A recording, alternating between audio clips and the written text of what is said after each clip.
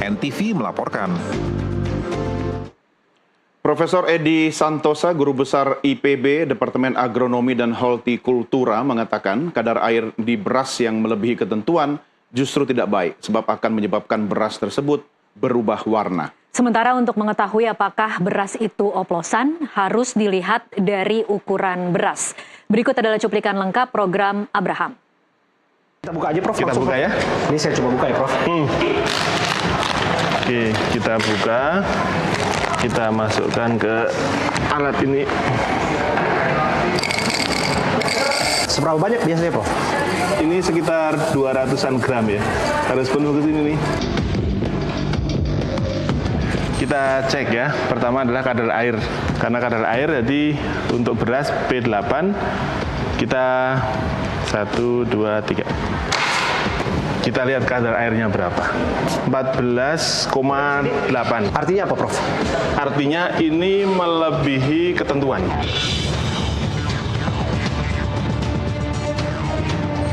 Seharusnya 14% atau kurang.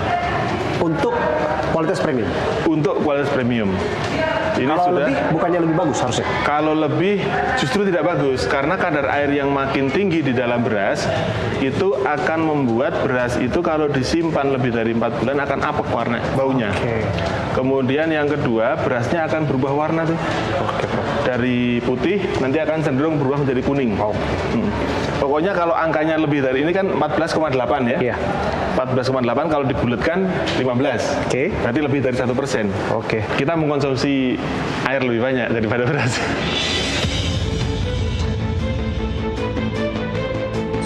Sekarang kita uji, kita masukkan ke dalam ini lagi ya. Ini yang kedua ya.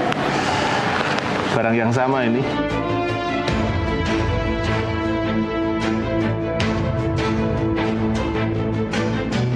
Ya. Ini alat apa namanya, Prof?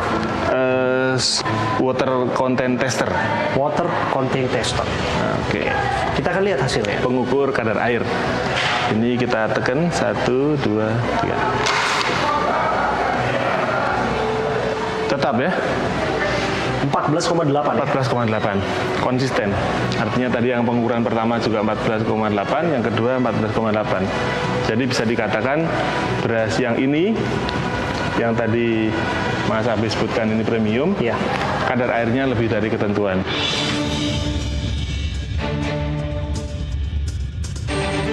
Kadar air sesuai dengan ketentuan, apakah itu artinya beras ini oplosan, Prof? Kalau dari kadar air, nggak bisa.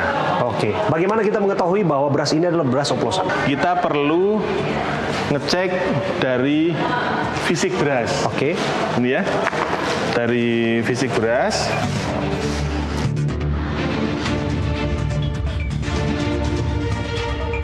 Nah, ini apa artinya, Prof? Kalau dari fisik beras seperti ini secara kasat mata sangat sulit dibedakan ini oplosan atau tidak. Bagaimana kita mengetahuinya? Pertama, dilihat dari ukuran beras. Ukuran beras itu, misalnya kita ambil yang ini kan berasnya termasuk beras bulat kecil-kecil ya. Nah, dari sini kita lihat ini ukurannya relatif seragam. Berarti kalau saya sendiri meyakini bahwa ini single variety. Artinya kalau saya meyakini ini bukan oplosan. Nah, kemudian komponen yang kedua adalah kita mau ngecek berapa beras kepalanya. Ini harusnya kita timbang 100 gram. Kita harus timbang 100 gram nih. Untuk mengetahui? Untuk mengetahui berapa persen butir patah, berapa persen butir menirnya. Kita melihat, misalnya kita pilih nih, ini yang butir patah nih. Ini harus dipisahin satu-satu nih untuk ngecek apakah dia itu sesuai dengan standar kualitas atau tidak ya. Butir patah itu ada maksimumnya. Kalau untuk premium di kita masih bisa sampai 15%. Ada toleransinya? Ada toleransinya 15%. Tetapi kalau kita lihat, nih saya juga punya beras yang lain ya. Kita bisa bandingkan ya, Prof. Nah, ini beras apa ini, Prof? Ini beras dari luar ya. Dari luar negeri? Iya. Wah, kita langsung coba di laboratorium ini. Iya. Ini beras dari luar negeri, ini kepala semua nih. Kayak long grain ya. Boleh tahu nggak ini beras dari mana, Prof? dari Thailand. Dari Thailand. Wah, masih negara tetangga ya. Beras Coba kita khusus lihat. sih namanya. Beras khusus. Beras khusus ya. Artinya apa? Untuk kasus satu beras ini saja, Prof. Oke, Bisa berarti- tidak kita simpulkan bahwa ini adalah beras oplosan? Dari patahan-patahan butir-butir itu. Atau dari paling nggak dari amatan Kalau- pandangan mata, apakah bisa kita identifikasi, ini kelihatannya ini beras yang diaduk, beras dengan kualitas premium. Jadi dicampurkan gini, dengan- kalau saya ngelihatnya ini bukan oplosan antara beras yang kualitasnya kurang bagus dengan beras yang kualitasnya bagus, tetapi ini sepertinya dicampur antara beras varietas yang satu dengan varietas yang lain.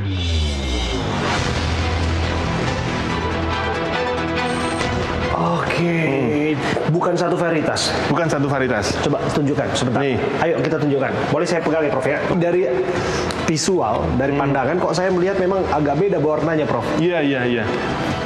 Ini beda ya Beda warnanya, kan? Prof? Nah, bener ya. Ini butirnya panjang, Nah, satu lagi. pendek tapi panjang kayak gimana ya? Jadi berasnya itu Dikasih harusnya warna kalau yang Pandanwangi kan bulat ya. Oke. Bulat ya. Bulat. Nah, kemudian yang ini dia bentuknya adalah panjang.